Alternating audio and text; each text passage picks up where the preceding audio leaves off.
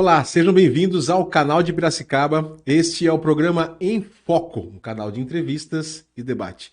Eu sou Marcelo Sanches e nós vamos conversar hoje com um teólogo, escritor, colunista da revista Veja, pesquisador e acabou de lançar o livro O País dos Evangélicos, Política e Religião no Brasil Contemporâneo. Nós estamos falando de quem? De quem? Rodolfo Kapler. Rodolfo, seja muito bem-vindo. Obrigado pela sua presença aqui no nosso canal. É um prazer receber você aqui. Você já fez parte da nossa equipe, e isso para a gente é de uma relevância enorme, e a gente tem um prazer realmente de receber aqui para a gente bater um papo e conversar a respeito desse lançamento do seu novo livro aqui, O País dos Evangélicos. Uma alegria estar aqui, Marcelo. Quero te agradecer pelo convite. E o canal de Piracicaba eu sempre me sinto em casa. E fiquei muito feliz também de conhecer a nova equipe do canal e a nova estrutura. Tenho certeza que a gente vai bater um papo muito legal. Que bom, que bom.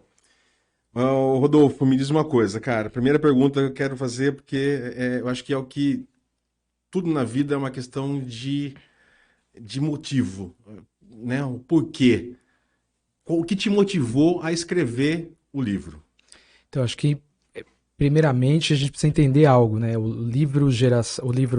Geração Selfie é o É o primeiro. primeiro, né? O País dos Evangélicos, esse livro acaba de ser publicado aqui e eu faço o lançamento em Piracicaba, é fruto de uma série de entrevistas que eu realizei pela Veja no período eleitoral. Então, de julho deste ano até dezembro mesmo, até o comecinho deste mês, eu entrevistei 20 personalidades importantes para o debate público brasileiro, e incluem pastores conhecidos, como o Silas Malafaia, pastor Caio Fábio, Ed Renekiewicz, o Henrique Vieira, que também é deputado hoje, né, pelo PSOL, e também os filósofos considerados midiáticos, né, os filósofos pop, que são Leandro Carnal, Luiz Felipe Pondé, Mário Sérgio Cortella, Você fez uma Clóvis de... seleção, você fez uma seleção para entrevistar esse pessoal, Exatamente. né, E Rodolfo? figuras da política, como Marina Silva, Tabata Amaral, gente do mundo da literatura. Então, eu entrevistei.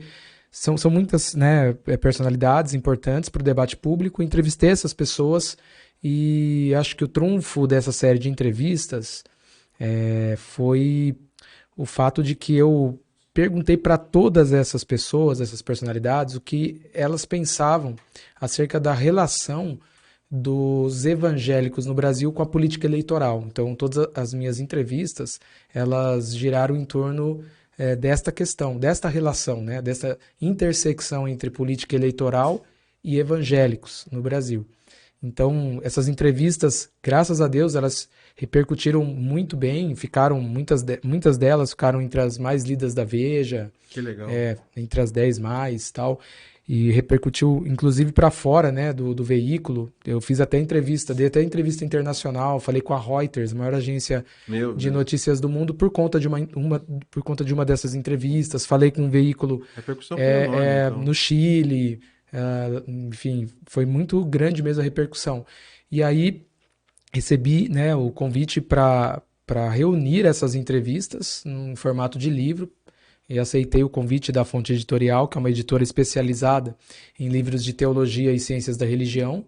Então, eles publicam livros muito importantes, inclusive livros que são de escritores, de autores que já faleceram, né, de outros séculos e tudo mais. É uma editora bem conhecida no círculo da teologia, das ciências da religião.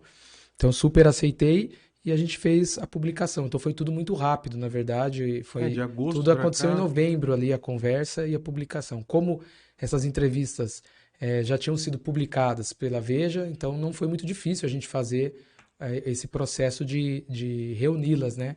Que Em legal. formato de livro. Então, não comecei fazendo as entrevistas pensando em produzir um livro, mas tudo Mas acabou acabou acontecendo, virando. acabou virando, Que legal. Bom, você exatamente. entrevistou líderes religiosos, políticos, personalidades, filósofos, grandes filósofos aqui da atualidade.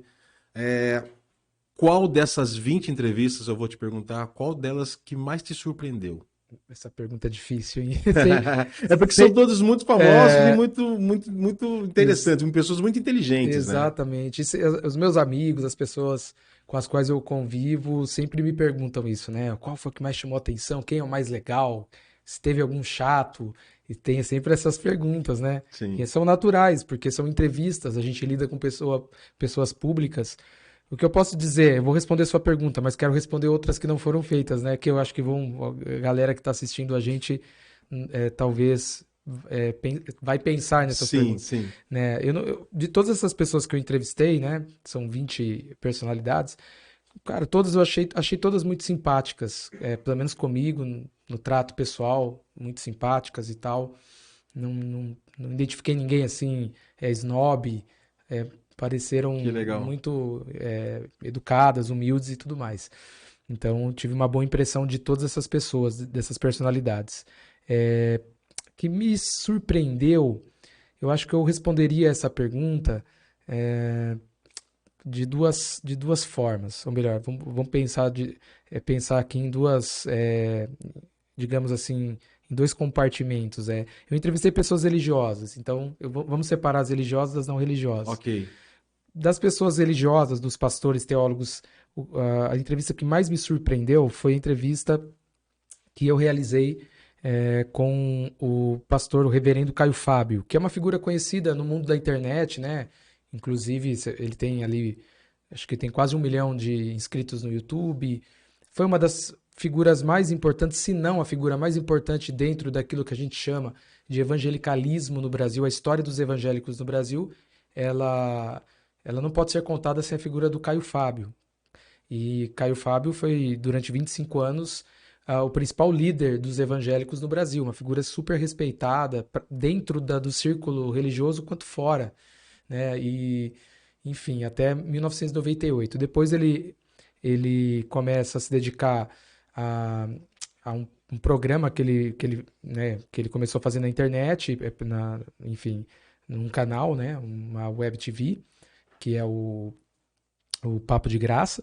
E depois ele montou o canal no YouTube. Ele é um cara muito conhecido, dá entrevistas para os podcasts mais importantes. Inclusive, na semana que passou agora, ele estava no Inteligência Limitada. Então, ele fala com todo mundo. E me surpreendeu porque a maior referência que eu tenho de cristianismo, de fé cristã, sempre foi o Caio Fábio. Eu cresci ouvindo ele, li os livros dele e sempre admirei de longe. Nunca imaginei que eu pudesse conhecê-lo, né? Então, eu tive a oportunidade de entrevistá-lo e foi surpreendente porque o Caio Fábio, quem não conhece o Caio Fábio pode procurar Caio Fábio, você vai chegar até o conteúdo dele. Mas tem muita gente que conhece, talvez, que vai assistir, porque, enfim, faz parte desse círculo cristão evangélico. Uhum. Ele me surpreendeu porque ele é bem melhor do que o que ele transparece. Ele já é uma pessoa maravilhosa de longe e de perto muito mais. Que legal. Inclusive se tornou um amigo. Foi uma entrevista muito legal, uma entrevista de 3 horas de Nossa. duração. Você imagina isso? Então foi muito Que legal. não ficou cansativo, né? Por não, 3 horas você nem acaba um pouco. quando a coisa flui, vai. Nem um é mais pouco, gostoso. né? E me surpreendeu o jeito dele, o modo como ele se relaciona mesmo, né, com as pessoas. Muito querido, muito educado. Também a inteligência, o conteúdo da entrevista dele foi surpreendente. E então eu classificaria, né, identificaria essa entrevista como a que mais me surpreendeu.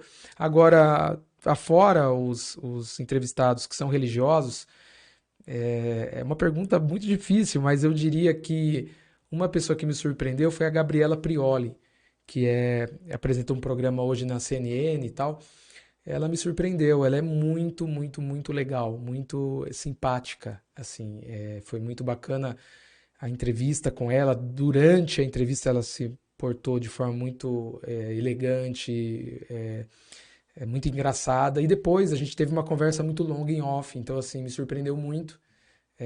Não que eu tivesse uma impressão ruim dela, mas foi uma grande surpresa. A gente assim. acaba se surpreendendo. A gente Muito. cria, de repente, uma imagem da pessoa que você acha que ela vai ser aquilo e ela te surpreende positivamente, às vezes, sim, de outra. Exatamente. Porque muita gente até falou, ela parece ser meio patricinha e não sei o quê. Uhum. Cara, uma menina muito legal. E que eu achei também, me surpreendeu na entrevista, essa entrevista me surpreendeu, e o pós-entrevista, né? Porque ela é muito acessível, pelo menos tem se mostrado, né? Então, assim, me surpreendeu muito a entrevista com a Gabriela, de todas as outras, né? E é Você- óbvio que todos os caras que eu entrevistei, enfim, foram boas surpresas, né? Por exemplo, falar com o Mário Sérgio Cortella, ele é um amor Nossa, de pessoa, ele é bonzinho, deve ser tranquilo. um amor O mesmo. Luiz Felipe Pondé, realmente, ele é aquele cara que fuma um charuto para conversar com você, faz você rir. E, Que enfim, legal. todas as pessoas ali foram muito legais. A Tabata Amaral é muito bacana, né? A deputada é muito legal, é muito simpática. Acho que todas as pessoas ali foram entrevistas assim O muito Karnal, legais. O Karnal é muito brilhante. Se você me perguntar assim, eu falaria, realmente ele é muito brilhante, o modo como ele responde as ele é um gentleman, perguntas. né? Ele é um gentleman, ele é um cara classudo, né? E assim, foi muito legal conversar com ele, tem um humor ácido, né? Aham. Ele é sarcástico. Foi uma entrevista muito legal também, achei que ele foi muito bem na entrevista, todos eles, né? Mas enfim, eu diria, identificaria essas duas pessoas. Enfim, todos são, Todas as entrevistas foram foram legais, muito né? boas. Que legal, Exatamente. que legal. Você é pastor também, Sim, sou pastor. batista. Exatamente. Legal. Hoje, uma pergunta que eu queria te fazer, que eu tinha preparado é: o Brasil é um estado laico, tá? Você considera que na prática isso é uma verdade no nosso país? Ou a liberdade religiosa, de fato, ela é praticada na sua opinião?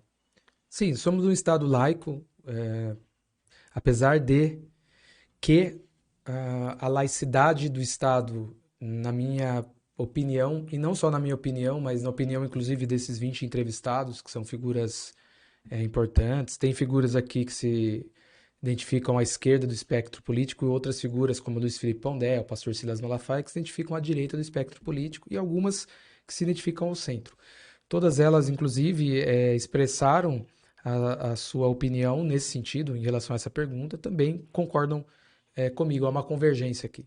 É E óbvio que, misturando as duas óbvio que eu não coisas. coloco a minha opinião, né, nas entrevistas, mas Aham. há uma convergência porque eu acredito que sim, nós somos um Estado laico, há liberdade religiosa no Brasil, porém, a laicidade do Estado foi muito atacada nesses últimos 4 anos. Então, essa é a minha opinião, é isso que eu sustento, que eu É, isso que eu ia te acredito. perguntar, com Houve um relação a ataque muito. preconceitos e. Não, houve um ataque muito grande, porque é, a partir do momento em que um segmento da sociedade, um segmento religioso, faz uma espécie de aliança com um governante e começa a trazer assuntos, temas que deveriam ser intramuros e começam a levar para a esfera pública, eu acho que esse é um problema, porque as outras manifestações, os outros credos religiosos podem se sentir deixados de lado. Sim. Tudo bem, o Brasil é um país cristão, na sua grande maioria, né? Somos um país cristão, maioria católica. Os evangélicos estão caminhando para se tornarem um grupo majoritário daqui, segundo algumas projeções, em 2032, depois de 2036 vai se tornar um grupo majoritário, 2032 se equipara o número de católicos, segundo uma projeção feita, né, pelo Uhum. José Eustáquio Diniz, que é um demógrafo que quando fez essa projeção era do IBGE. Então, na próxima década, os evangélicos serão maioria. Apesar disso, de sermos um país que se identifica como cristão, existem outras manifestações religiosas. Então a gente tem pessoas que são espíritas, a gente Sim. tem pessoas que não têm religião, tem pessoas que são ateias, pessoas que são agnósticas, tem pessoas que são de religiões de matriz africana, tem pessoas que são budistas. Então tem uma gama de manifestações religiosas, né, de religiões, de adeptos dessas religiões que se sentem ofendidas quando é, há uma ligação muito forte do governo, né, do Estado, digamos assim, Uhum. com determinado grupo religioso. Eu vi isso acontecer no Brasil nos últimos 4 anos, uma ligação muito forte dos evangélicos com o governo Bolsonaro. E eu não estou entrando aqui na crítica ao governo Bolsonaro, eu estou apenas fazendo uma crítica dessa relação, que é uma relação muito estreita, uma relação que, na minha opinião, houve aí enfim, erraram na mão dessa relação Então, penso que a laicidade do Estado foi atacada, de certa forma, nesses últimos 4 anos, mas ainda assim somos um Estado laico.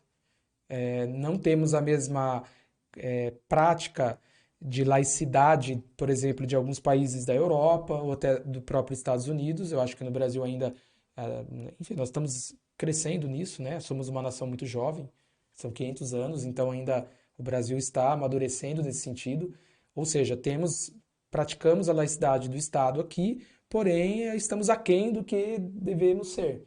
Mas acho que isso é natural de uma democracia jovem como a Sim, brasileira. sim, sim, sem dúvida. Liberdade religiosa, sim, nós temos liberdade religiosa. Todo mundo aqui pode cantar, enfim, você pode celebrar o Deus que você adora ou dizer que você é ateu. Você tem total liberdade. Porém, há perseguição religiosa, sim. A gente vê, por exemplo, e são dados, né, que amparam isso. A gente vê religiões de matriz africana, adeptos, né, de religiões de matriz africana que são atacados, terreiros que são atacados. É óbvio que não são todos os terreiros Sim, e não são, lógico. né, e esses ataques acontecem, na sua grande maioria, por membros, não estou também generalizando, membros de igrejas evangélicas neopentecostais. Isso tem acontecido muito no Brasil, né? Eu conheço pais de santo aqui em Piracicaba que me relatam, inclusive aqui em Piracicaba, que os seus locais de cultos muitas vezes são alvos de pedradas e, enfim, né, de ataques mesmo, ataques físicos. Então, isso é intolerância religiosa, é uma realidade no Brasil. Né? Existe preconceito também em relação aos próprios cristãos. Sim. Os cristãos sofrem preconceito, os evangélicos sofrem muito preconceito. Por exemplo, a imprensa, né? A imprensa, em linhas gerais, tem preconceito dos evangélicos. Porque quando pensam em evangélicos, eles pensam que todos os pastores são como aqueles pastores da TV, e não são, existem pastores diferentes, né? Todo pastor é ladrão, todo padre é, todo Falta padre do é, todo conhecimento, né? padre é pedófilo, sempre há pessoas que partem desse pressuposto. É. Isso é um preconceito. Então, existe muito preconceito religioso, existe muita intolerância religiosa, mas nós somos ainda assim um país que experimenta a liberdade religiosa. Então, não sei se eu respondi, mas eu penso Não, dessa forma. eu acho que tá bem. É o que eu fico às vezes pensando também, por exemplo, a Igreja Católica, ela não tem um representante, por exemplo, dentro do Congresso, dentro do Senado, efetivamente uma bancada católica. Exatamente. Justamente porque a Igreja não permite, a Igreja Católica não permite isso, que é o contrário da bancada evangélica, que hoje ela se mantém muito presente no Congresso, no Senado e tudo mais. Isso faz com que cada vez mais os evangélicos se tornem mais presentes e mais fortes. Sim. Você acredita que, por exemplo, a Igreja Católica, ela pode ser que haja uma mudança que permita que ela possa, mais para frente, futuramente, também ter essa participação política? Ou você acredita que isso não deve acontecer? Eu É uma questão bem. É É uma uma, questão é uma bem. questão que eu acho que talvez um teólogo católico, um padre mais envolvido, poderia responder com mais propriedade, mas eu penso que não. Penso que a Igreja Católica vai manter esse posicionamento, né? A gente está falando de uma instituição milenar, então ela tem mantido esse posicionamento. Eu penso que vai manter esse posicionamento, vai continuar mantendo esse posicionamento. Uhum. A gente vê uma ala da Igreja Católica, que é uma ala minoritária, que professa a teologia da libertação, que é uma ala mais politizada, né? Uhum. Mais progressista. Ele se envolve muito com questões políticas, mas obviamente que os ministros digamos assim, o clero da Igreja Católica não pode se envolver diretamente com a vida pública, né? E penso que é uma posição correta da Igreja Católica, porque isso evita escândalos. Essa é a minha crítica ao evangelicalismo no Brasil. Qual é a minha crítica? Eu penso que pastores, antes de serem pastores, são cidadãos. Sim. Por exemplo, eu sou um cidadão e todo cidadão é um sujeito de direitos. Significa que nós temos deveres e direitos.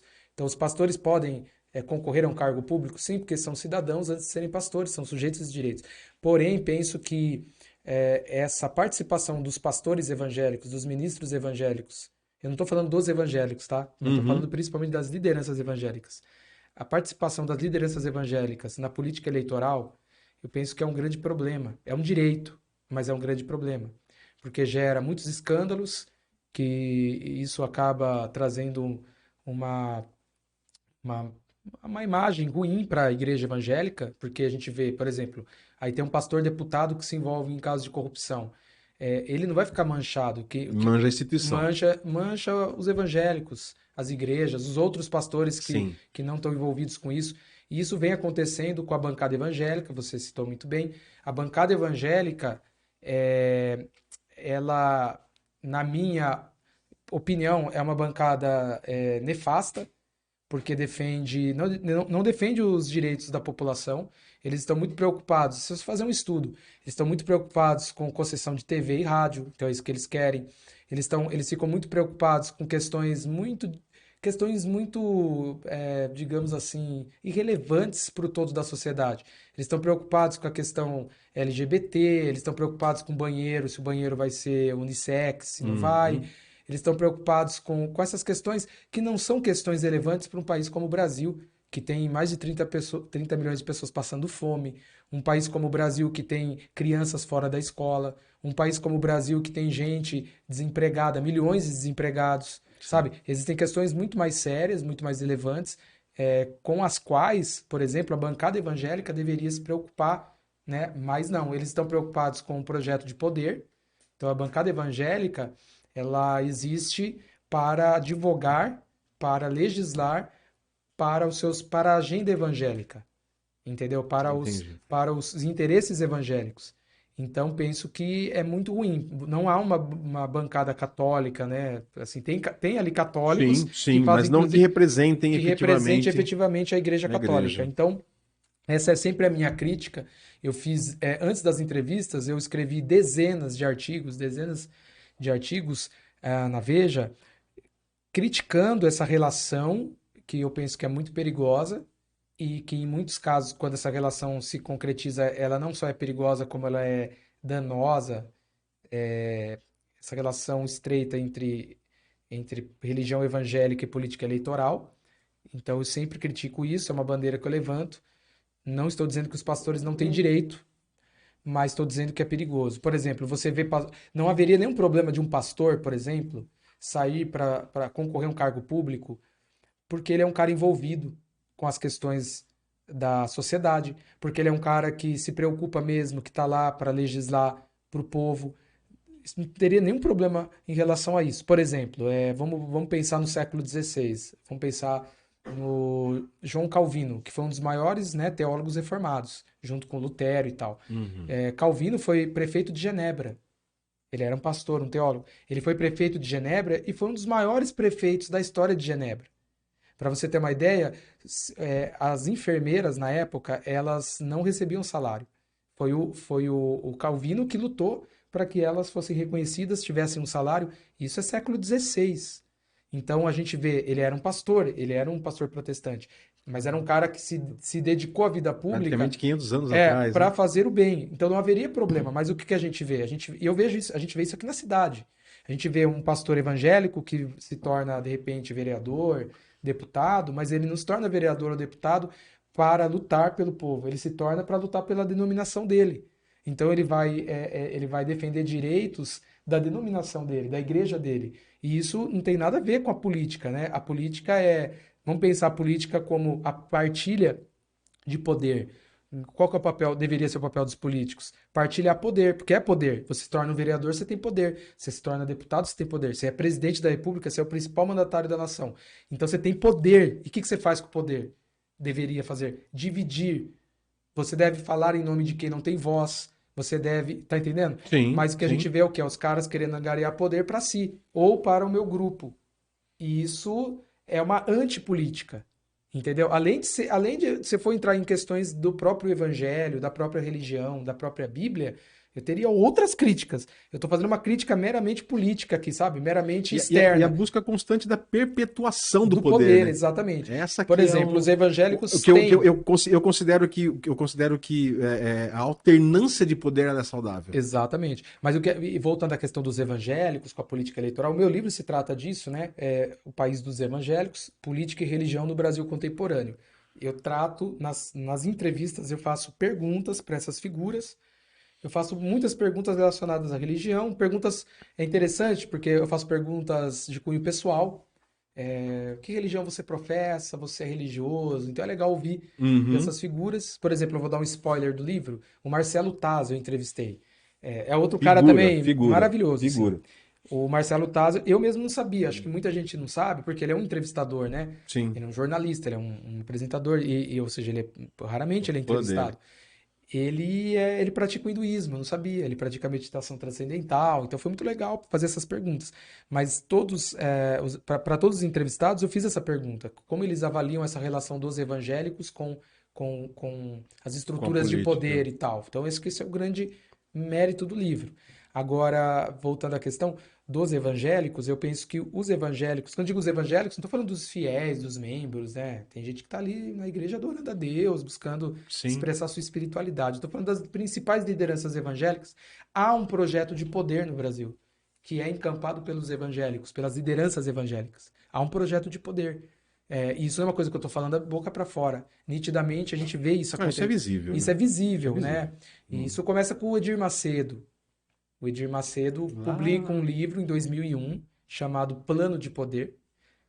E nesse livro, esse livro você nem acha mais, não tá mais à Não venda. tem disponível. Não, esgotou. Ele afirma nesse livro que os evangélicos eles devem ser paladinos do bem, esse é o termo, e que devem se envolver diretamente de cabeça com a vida pública, sabe?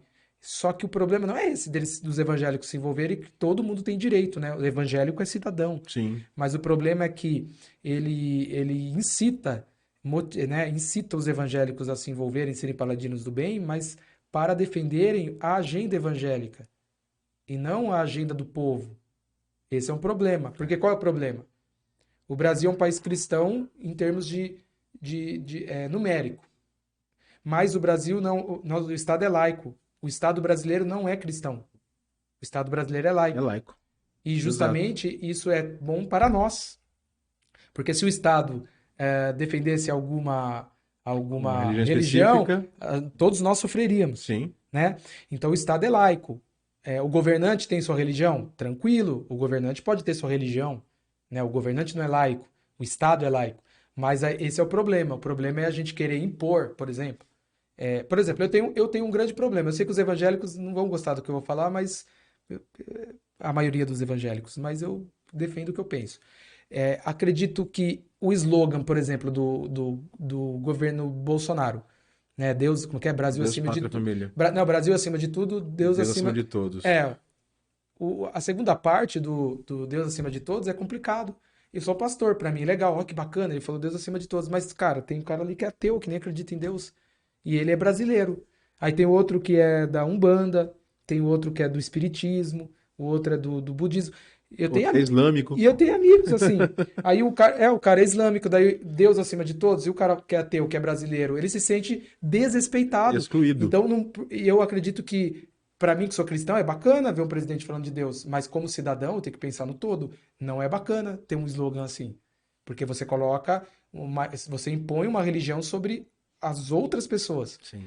Ou seja, aí o Estado começa a tomar. O que acontece? O Estado começa a tomar um posicionamento religioso que vai contra o princípio do Estado laico. O Estado é laico, né? E o governo, mas o governante não é laico. Por exemplo, o Bolsonaro não é laico. Só que o Bolsonaro, ao mesmo Representa. tempo que o Bolsonaro é uma pessoa física, ele é o Bolsonaro, o Jair, ao mesmo tempo que ele é o Jair, ele é uma instituição, é o Exato. executivo, os três poderes. Quem representa o executivo numa perspectiva federal? O O presidente da presidente. República.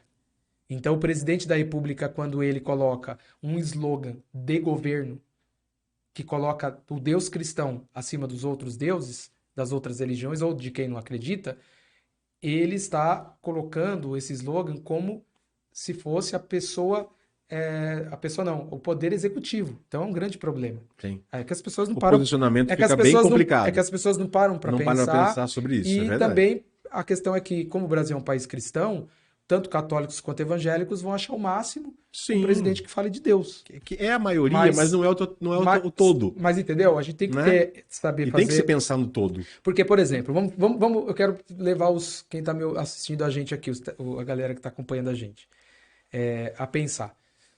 Se fosse o contrário, você é cristão evangélico, como eu, mas vamos supor que o presidente fosse da Umbanda, ou o presidente fosse um islâmico, um muçulmano.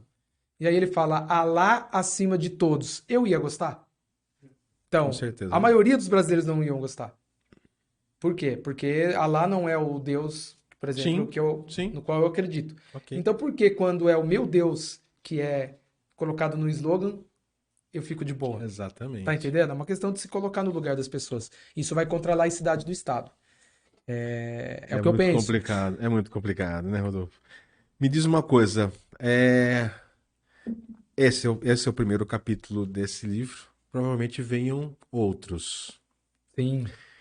Quem você não entrevistou e que você gostaria de ter entrevistado e colocado nesse livro? Ou, Ó, ou que você pretende teve, já va- colocar no segundo? teve várias figuras, algumas eu até tentei contato, não consegui. Por exemplo, eu tentei entrevistar a Djamila Ribeiro, que é uma filósofa negra. Não foi possível no momento, porque é uma entrevista que teria que ser feita nesse período eleitoral e ela estava com uma agenda muito lotada, não conseguiu. Ela teria a agenda para bem depois, mas não entraria. Mas uma figura que eu gostaria de ter entrevistado, tem duas figuras que eu gostaria muito de ter entrevistado, que foi primeiro Gessé Souza, que é um sociólogo brasileiro. Não sei quantos conhecem o trabalho dele, mas na minha opinião é o pensador brasileiro mais original, que mais me provoca. O Gessé, para quem não conhece, hoje ele mora na Alemanha, é professor, né, lá. Uhum. Ele fez doutorado na Alemanha, dá aula, esqueci o nome da universidade na Alemanha. E tem mais de 30 livros publicados. E ele, durante 30 anos, foi professor da Universidade Federal do ABC. E ele pesquisou, durante 30 anos, ele pesquisou a classe média brasileira. Então, ele sabe tudo sobre classe social. É o cara que me ensinou a pensar classe social. Hoje eu consigo pensar classe social de uma outra forma. E, obviamente, quando você pensa classe social no contexto brasileiro, você consegue entender o Brasil melhor, de forma melhor, né? Você consegue entender quem são os pobres, quem são os ricos, quem são a classe média. Como E se dividem, como né? se Como dividem. se Então, assim, ele é classificam. um cara que eu gostaria de ter entrevistado, mas até consegui falar com ele, mas já era tarde demais. O livro já tinha se fechado. Talvez eu até entreviste para um outro Ah, projeto. quem sabe o número 2 E o agora? Pedro Cardoso, o ator que fez o Agostinho da Grande Família. Ele é um Ah, cara que que se legal. posiciona muito politicamente Sim. e um cara, né, tem posicionamentos muito polêmicos. E adoraria ter batido um papo com ele. Então, acho que eu colocaria essas três figuras aí. Que momento da sua vida você foi tocado ou que você decidiu eu vou ser pastor? Então, eu fui criado numa igreja batista, criado, né, literalmente assim, foi apresentado quando criança. A minha mãe me criou juntamente com os meus irmãos. Eu tenho um irmão mais velho que é pastor batista também, Ricardo. E meus irmãos todos são evangélicos, são batistas, frequentam a igreja. Então eu cresci nesse contexto religioso, mas a espiritualidade cristã, a fé cristã fez sentido para mim mesmo, de verdade, aos 16 para 17 anos. Quando eu digo que tive um encontro real com Deus, uma Que legal. experiência mesmo, uma experiência sobrenatural, né, que a gente não consegue explicar, a gente pode até contar, né, Sim, mas é uma sim. experiência de fé que me transformou, que me mudou mesmo. Então foi dos 16 para 17 anos, e quando eu tive essa experiência, né, que foi o que a gente chama de conversão cristã, né, os cristãos, os evangélicos, católicos, a gente chama esse processo de conversão, né, quando Uhum. há realmente uma mudança é, de rota na sua vida e a religião deixa de ser uma religião, se torna uma coisa muito real, muito viva, muito concreta na sua vida. Então eu tive esse período, né, esse momento de conversão na adolescência, dos Mas 16. não foi ali que você virou pastor. Você Não, chegou a ter não, mas com essa essa com experiência e essa, depois que te com levou. essa experiência, olha só, aí quando eu tive essa experiência, eu falei, Deus, eu quero te servir e quero ser missionário. Eu queria ir para a África. Olha que legal. E tem um país que eu estudei, sei toda a história desse país que fica no chifre da África, que é a Eritreia. fica perto da Somália. Eu sei tudo sobre a Que Eritreia. Eu legal. estudava. Eu queria ir para a Eritreia, né? A Eritreia foi colonizada durante um tempo por italianos, então fala italiano lá, tem pizza, tem uma série de coisas. Mas é um país onde não há liberdade religiosa. Os cristãos ficam presos em containers. Eles são. É terrível. Ainda hoje? Ainda hoje. Você pode procurar isso e E eles são o que pesquise a são? fundo. São muçulmanos. Os cristãos, Lá, a lá, predominância é muçulmana. lá é o Islã, grupos radicais, né? Deixar bem claro, né? Aham. Que são os grupos radicais que fazem isso, não são os muçulmanos que Sim. professam sua fé, mas os grupos radicais prendem os cristãos, colocam em containers. Isso não é uma coisa inventada, né? Isso tem, você pode pesquisar um pouco mais a fundo que você vai chegar nesses dados. Então, os cristãos sofrem muito É totalmente fora da e realidade nossa, é né? totalmente fora. Então, há Pra quem uma, imaginar que hoje, se você ser cristão, você ser perseguido, ainda, eles são verdadeiramente ainda nessa. perseguidos e assim, é um país muito difícil. Então eu tinha um desejo muito grande de ir para Eritreia, de ser missionário e tudo mais. E aí, né, tinha muito forte isso até quando eu entrei no seminário teológico, na faculdade teológica, né, no seminário, e fui para São Paulo, saí de Piracicaba, fiquei 4 anos estudando, morando com pessoas que estudavam, né, seminaristas e tudo mais. A igreja, as denominações, só explicar para quem está assistindo, né? As denominações históricas, protestantes, batista, metodista, presbiteriana e luterana, elas são muito parecidas com o catolicismo, no sentido de valorizar a educação dos ministros, dos pastores, né? Uhum. Então, nessas denominações, aquele que almeja o pastorado, ser um pastor, ser um ministro, ele precisa fazer no mínimo 4 anos de teologia, uma faculdade mesmo, reconhecida muitas vezes pelo MEC, e precisa, enfim, ter uma tese e tudo mais. A gente sabe que as outras denominações evangélicas nem todas têm esse critério, né? Então o cara se torna pastor muito rápido, faz um curso de 3 meses, 6 meses, vira pastor. Mas nessas denominações, batista, presbiteriana, metodista e luterana, há essa tradição dos pastores, dos líderes estudarem mesmo e saberem, porque Não é produção em massa. não é produção em massa, porque como houve a Reforma Protestante, esses grupos históricos, né, que são os grupos que se iniciam logo quando explode a Reforma Protestante, eles mantiveram essa tradição do O catolicismo, né, de formato. formar bons ministros, né, gente que sabe o porquê que está falando, que estuda. Uhum.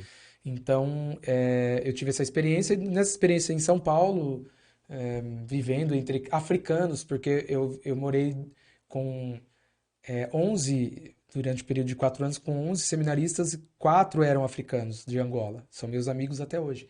Então eu passei a ter uma outra perspectiva e de repente no meio do curso eu comecei a entender que não, assim, Deus não me queria na África, mas Deus me queria aqui mesmo no Brasil, né? Então eu fui, aí eu acabei indo Prestando um mesmo trabalho, mas aqui local, ainda. acabei indo para esse caminho mais local, né? Como pastor. Fui pastor de jovens durante uma década, aqui mesmo em Piracicaba, na Igreja Batista Bethesda, que fica na Vila Resende. E então, aí hoje, há 3 anos, eu iniciei um novo trabalho, né? Uma igreja batista aqui na cidade. A gente se reúne no Hotel Nacional, que é a Igreja Batista.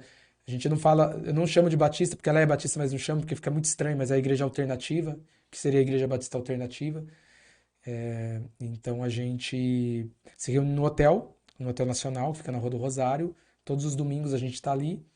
Estou lá com esse Que grupo legal. de irmãos, né, de irmãs, e eu continuo com a minha vocação pastoral. Que bom.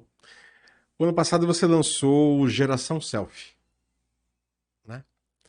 É, você considera. Qual a influência que você considera que essa geração selfie teve no resultado dessa última eleição? Então, a Geração Selfie foi o primeiro livro que eu escrevi, né? Inclusive fez um ano agora em dezembro, eu publiquei em dezembro o primeiro livro e agora em dezembro estou publicando o segundo. Tomara que vire uma tradição, né? Em dezembro Que do ano assim que vem seja. seja mais um, Que né? assim seja. Espero, né? E Geração Selfie é fruto de muita pesquisa, né? Eu falei que eu fui pastor de jovens durante uma década e eu sempre fui muito estudioso das gerações, né? Eu sempre li muito, tudo que era pesquisa que saía, acadêmica, eu sempre li livros, sempre tive conectado com as pesquisas, né? Então, aí durante um período de 2 anos eu fiz trabalhos voluntários em 8 escolas da cidade. Sempre fui um cara muito conectado com as escolas públicas da cidade. E durante 2 anos eu fiz uma investigação, ou melhor, fiz entrevistas com 300 estudantes dentro do contexto das escolas aqui da cidade. Tive autorização dos pais, dos alunos, das comissões de ética de cada escola, né? Tudo certinho. Obviamente que no livro muda os nomes e tudo mais. E entrevistei esses adolescentes acerca de vários assuntos, né? Que são os capítulos do livro. Então eu falo de namoro, de sexo, de religião, de redes sociais, uma série de coisas. Depressão, ansiedade. E Os desafios, os de todo desafios, jovem. e geração selfie é a geração chamada de geração Z, eu denomino de selfie, que é a geração que, no contexto brasileiro, é identificada como aqueles que nascem a partir dos anos 2000. No contexto global, é a partir de 1995. Mas não vou entrar no mérito aqui, porque a entrevista não é sobre o livro. Sim. Mas eu defendo, inclusive no livro, que são aqueles que nascem no Brasil a partir dos anos 2000. Tem uma defasagem da juventude brasileira para a juventude americana e europeia de 5 anos, pelo menos. O mundo é globalizado, mas as mudanças demoram para chegar. E então, penso que a geração selfie, os nascidos a partir dos anos 2000, que são jovens que estão aí no máximo com 22 anos, 23 anos, né? Eles foram muito importantes para o rumo dessa eleição presidencial que passou. A gente sabe que houve um incentivo muito grande de grupos da esquerda para que os adolescentes, né, de 16 anos, 17, que, enfim, para eles o voto é facultativo, para que eles tirassem o título de eleitor e para que eles votassem, exercessem a cidadania, o voto. E a nova geração de jovens, ela é muito refratária, por exemplo, ao Bolsonaro. Isso é fato.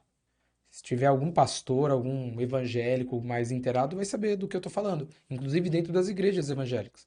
A gente vê, principalmente essa geração que nasce a partir dos anos 2000, eles são muito refratários ao Bolsonaro, muito refratários a qualquer discurso mais autoritativo, né? É uma geração que não gosta de imposições, eles gostam de diálogo, de conversa.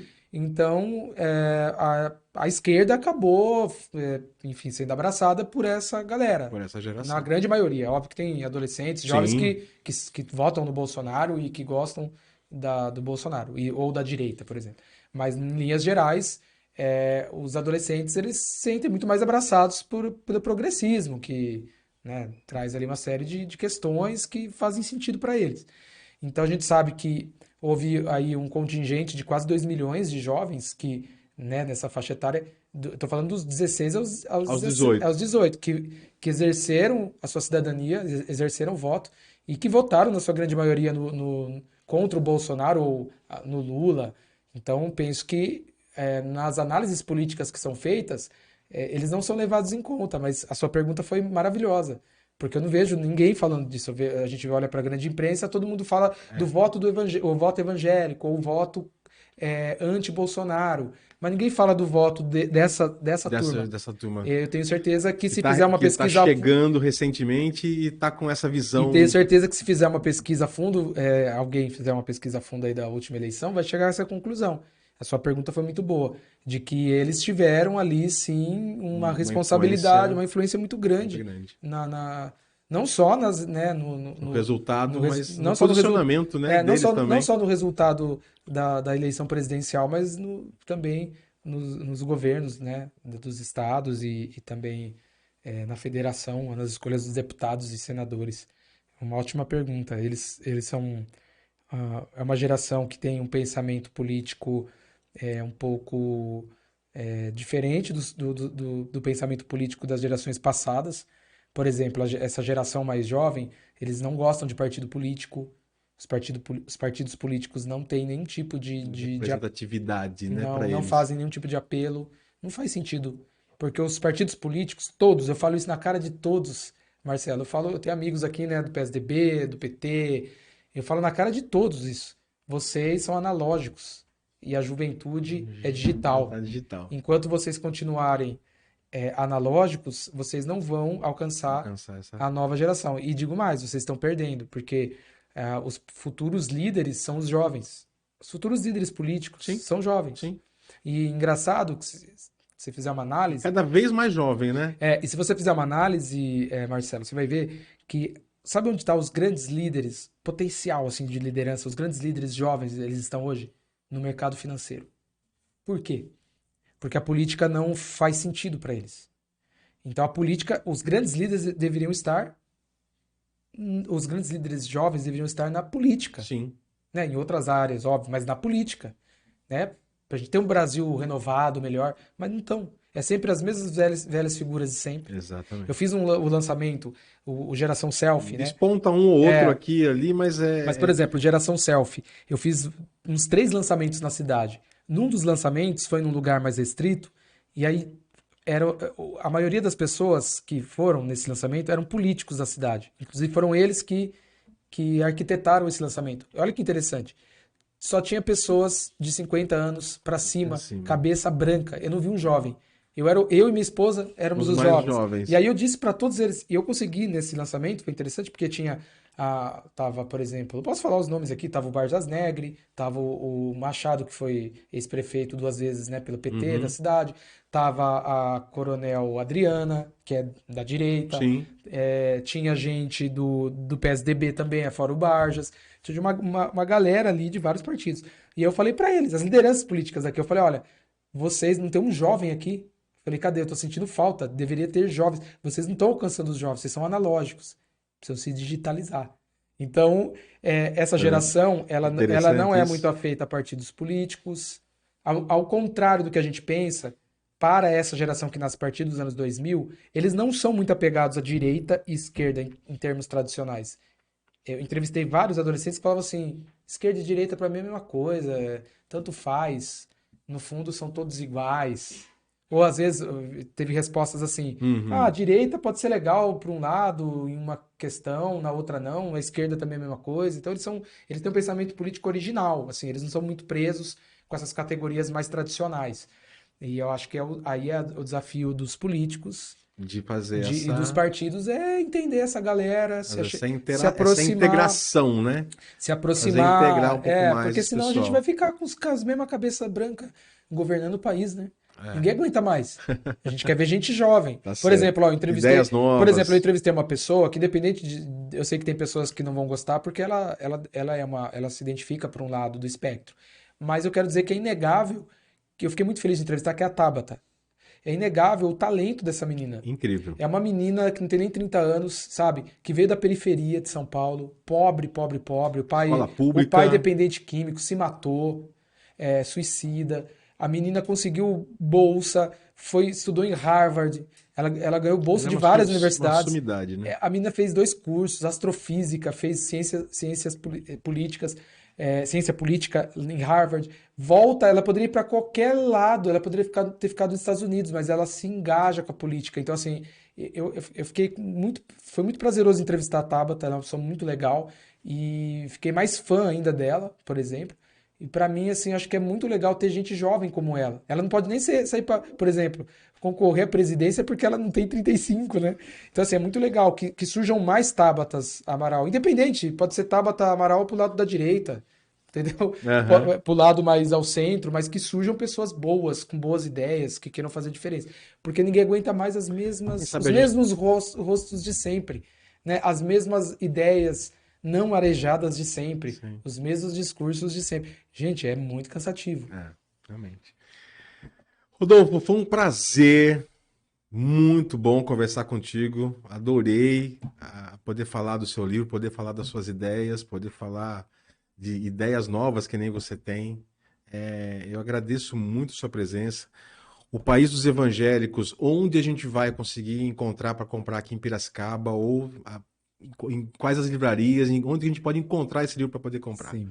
A princípio as pessoas podem encontrar no Mercado Livre, no site da editora Fonte Editorial, ou no Mercado Livre, você vai encontrar lá o livro, né? Legal. E sai até mais barato do que na Amazon, né? O Mercado Livre a gente preferiu deixar lá.